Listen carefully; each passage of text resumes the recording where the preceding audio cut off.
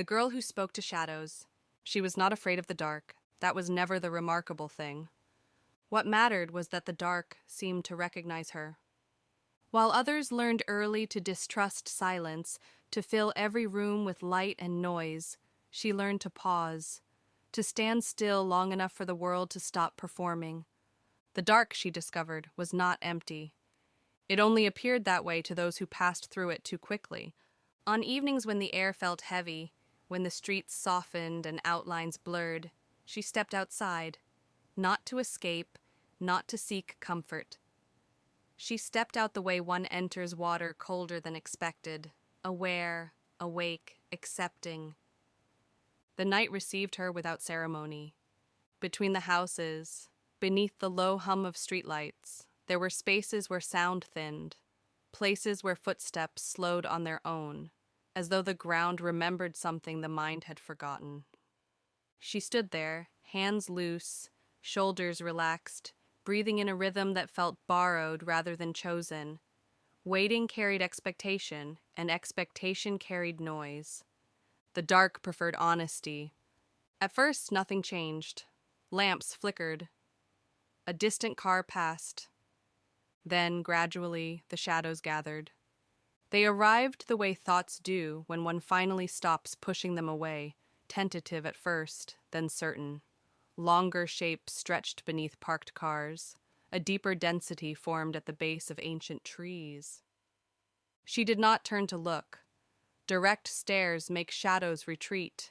They respond better to peripheral attention, acknowledgement without demand. Instead, she spoke, her voice low, almost casual, addressing something already familiar. "I know you're there." No accusation, no plea. The sentence settled into the space around her and remained. The air shifted. No wind stirred, yet the night adjusted, like a body finding a more comfortable position. A loosening followed in her chest, subtle but undeniable. The shadows leaned closer, not with hunger, but with a restrained, patient curiosity. She sensed their age, not the grandeur of ruins, but the antiquity of habits and unspoken rules. She did not command them. Power had never interested her. She did not beg. Begging assumed refusal. She simply stayed. That was the first agreement. When she walked, they moved with her, not following, not leading, matching her pace, adjusting like water around a body in motion. The dark was not a void. It was a record. It held the outlines of everything left unsaid. Every moment abandoned because it did not fit into daylight.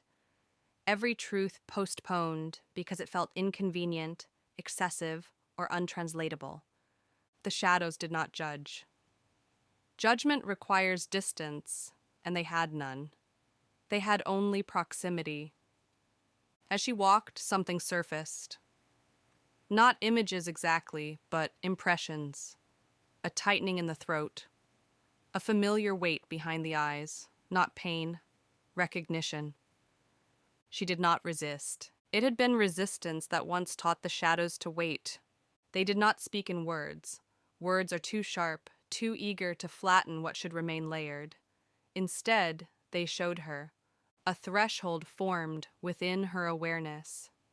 A door, unlocked, yet avoided so long it had grown solid through neglect. She stepped closer. The surface thinned. What had once felt impenetrable became membrane rather than barrier. Moments seeped through, a sentence half spoken, a gesture interrupted, the quiet cost of choosing silence because it was easier than explaining what could not be defended. Time had softened the edges, but it had not erased them. And she understood, not as revelation, but as remembering. Shadows are not created by darkness. They are created by light deciding where not to look. The thought did not arrive triumphantly. It settled, steady and precise. She wondered how many people mistook shadows for enemies simply because they appeared wherever light hesitated. How many fought them, banished them, denied them. never realizing that shadows do not oppose light. They reveal its limits. Fatigue rose then, not fear. Knowing requires stamina. The easier path would have been to turn away, to call this depth excessive, to retreat into the familiar brightness of distraction.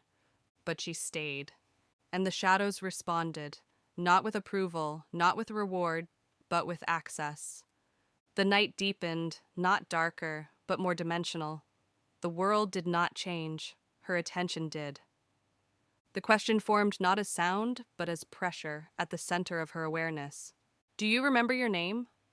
Not the one on documents, not the one spoken by others.